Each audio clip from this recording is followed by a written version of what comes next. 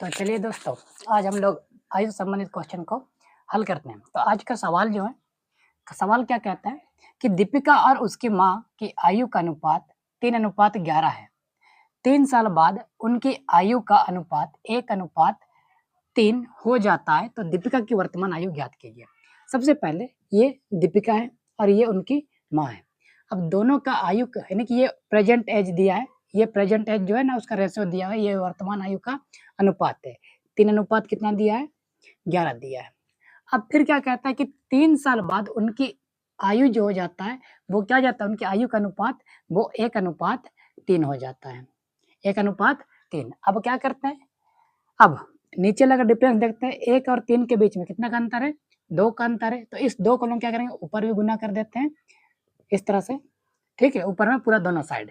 अब फिर इन दोनों के बीच का अंतर 3 और 11 के बीच में कितना का अंतर है? 8 का अंतर है। तो इसको हम ऊपर का हम लोग क्या करेंगे, नीचे में गुना कर देते हैं इस तरह से, ठीक है।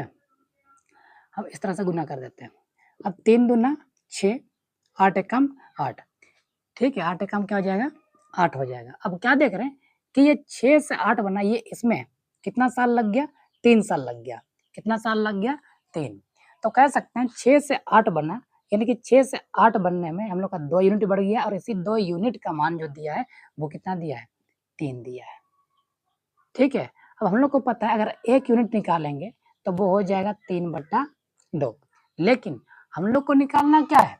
दीपिका की वर्तमान आयु। तो हम लोग को पता है दीपिका जो है, दीपिका का यूनिट वो कितना है? 6। तो 6। अब ये जो 3/2 लिखे हैं इसके साथ गुना कर देते हैं।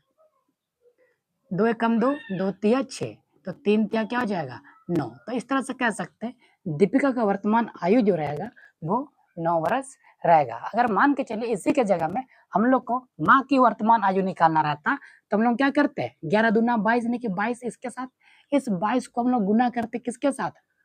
22 को गुना करते इसी 3/2 के साथ। तो किसका आयु निकलता? उनकी माँ का। लेकिन हम लोग को निकालना क्या था? दीपिका का निकालना था। इसीलिए हम लोग क्या किए, इस 6 से गुना किए 3/2 को, जो कि कितना है आंसर? 9।